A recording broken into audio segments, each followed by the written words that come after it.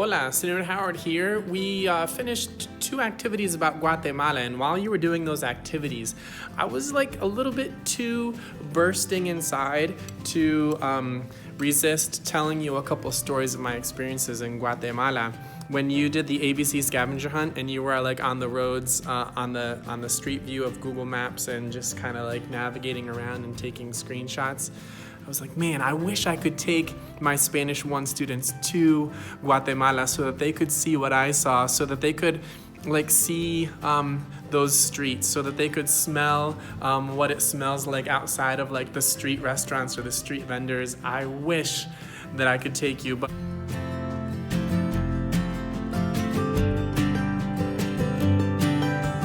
in just this video clip, I thought maybe I'd take you on a little storytelling adventure to tell you about a couple experiences I had when I was in Guatemala. First thing I remember was when we landed in the capital city of Guatemala, there was volcanoes all around.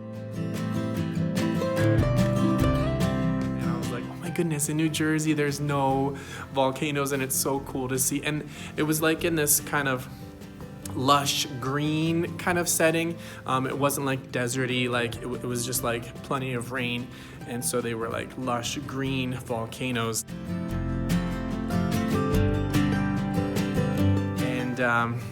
And then when we got there, we spent 2 weeks. I was studying with this university program that we were going around different parts of Latin America, Spanish-speaking countries.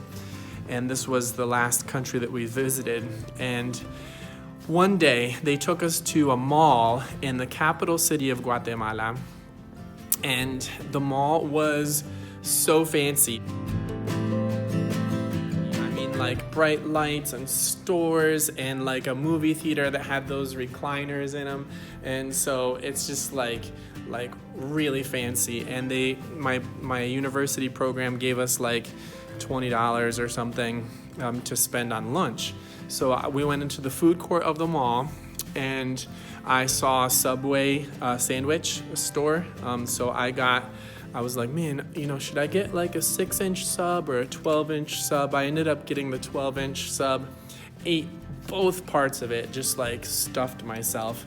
And little did I know that the university program was setting me up for a surprise. After I had my sandwich, they put us on a bus and drove us 5 minutes away, not very far. 5 minutes away from this really fancy mall was a place that used to be like a ravine, like down a cliff, but little by little over the years, that ravine has been filling up with the garbage from the city. And all of the garbage trucks, when they go through the neighborhoods to collect garbage on garbage days, they dump it into this ravine.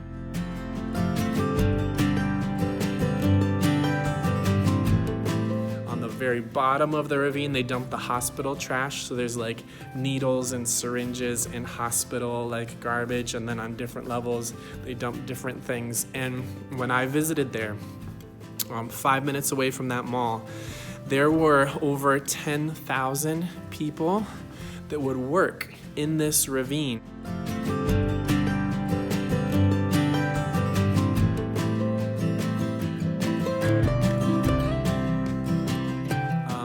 Picking through the garbage and also living there. And thousands of them, like 4,000-ish, were children. I was shocked. Looking above, when we were in that garbage dump area, looking above were vultures.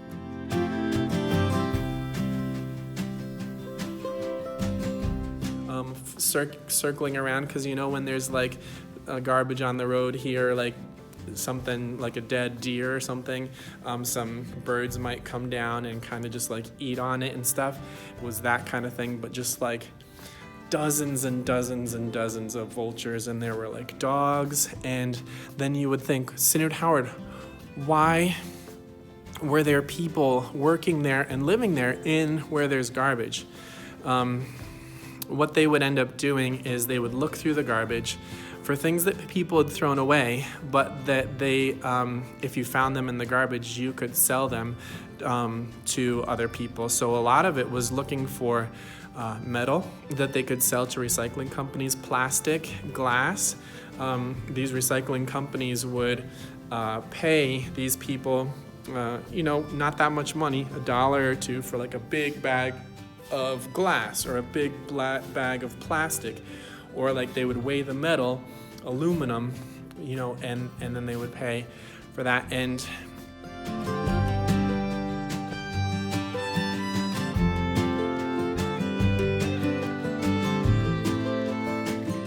people that would work there would usually be able to make enough money to buy 2 meals for their family a day, 2 meals a day on average. And so what the people would do is they would be, I'm sorry, I'm getting a little emotional about it. It was just a shocking experience because I had my 12-inch Subway sandwich like just an hour before seeing all of this, and the memories of like what I saw and smelled are still kind of with me. But they would make enough money from selling the plastic to the recycling companies that they could buy 2 meals for their family. And what the families would do, since they needed a third meal, is one, they would either send their kids to bed hungry. Maybe they would wake them up late in the day, like 11 p.m. Wake them up like at 11 a.m. And then put them to bed early so that maybe they would sleep through their hunger.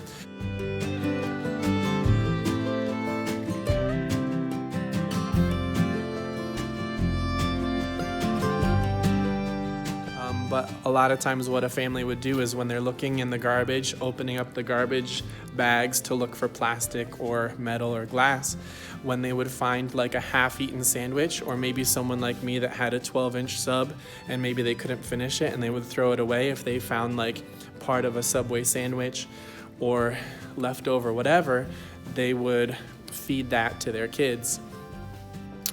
Kids would be in this dump as well. And there's a story that they were telling of a boy that had never, he had lived in the dump all of his life. He had never tasted Coca-Cola, but he saw on all the advertisements, Coca-Cola looked so cool, like when you were drinking it, or maybe like a soccer player was in the advertisement and he was drinking Coca-Cola, so the kid was like dreaming, like, that'd be amazing if I could have a Coca-Cola. And so in the garbage, when he was looking, he found a bottle of Coca-Cola that was no top on it, took it out of the garbage on the hot day, and there was this much Coca-Cola in the bottom of the Coca-Cola bottle. And he said, this is my chance, I'm gonna try this Coca-Cola. But before he did, he looked the rest of the morning in other bags for other leftover Coca-Cola. And by the end of the morning, he had been able to pour a little bit of Coca-Cola from this half-empty can, pour it in from another, so that from like 6 or 7 leftover Coca-Cola bottles, he had filled up a Coca-Cola bottle, and he drank it.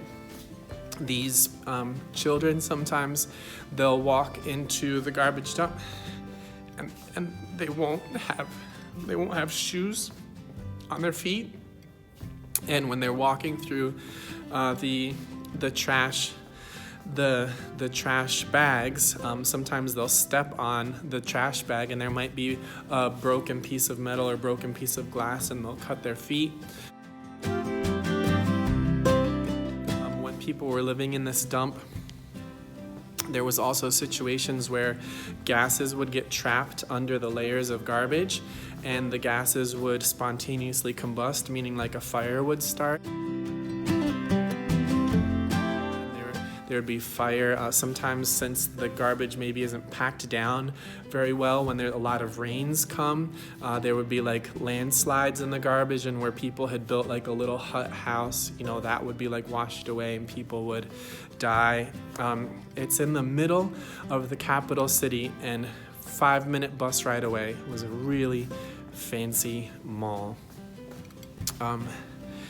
I wanted to tell you that because I wanted to tell you how excited I get when I give you assignments about Guatemala, when you're doing the street view, and I'm part of me is like bursting inside, wishing that I could take you so that you could see. I wouldn't want you to feel like all of Guatemala is a very poor place. No, there's like very rich like families with mansions, and there's amusement parks, and there's like, you know, tourist attractions. But sometimes just minutes away from some of these really fancy neighborhoods are these realities. And I have a question for you. When have you seen an issue of poverty? Have you ever been on a city street and seen someone that didn't have a home? Maybe someone that was homeless. Have you ever walked down a sidewalk and someone has asked you for money? Have you ever seen something on TV that you remember of poverty? Take a minute now and share what you saw of an issue of poverty, and how did it make you feel? Thanks for taking time to share that with me. I'm looking forward to reading your answer. And what we're going to do now in Spanish class is I'm going to have you work on writing some sentences in Spanish about poor families in Guatemala, and writing some sentences in Spanish about rich families in Guatemala. And then you're going to write some sentences comparing your family to a family in Guatemala.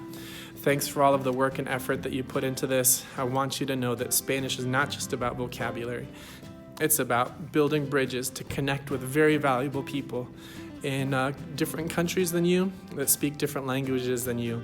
So much more than grammar. It's about connections with human beings, and thanks for the effort that you make every day in Spanish class. Adios.